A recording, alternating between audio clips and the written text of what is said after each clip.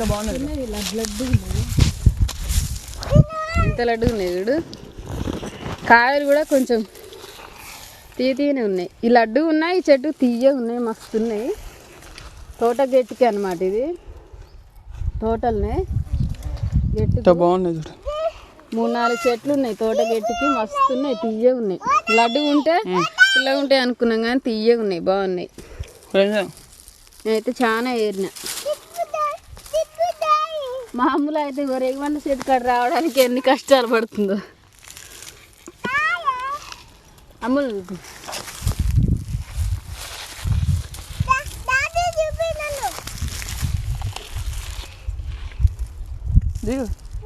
మస్తు ఉన్నాయి కాయలు అయితే, లడ్డుగా బాగున్నాయి. తోట గేట్కే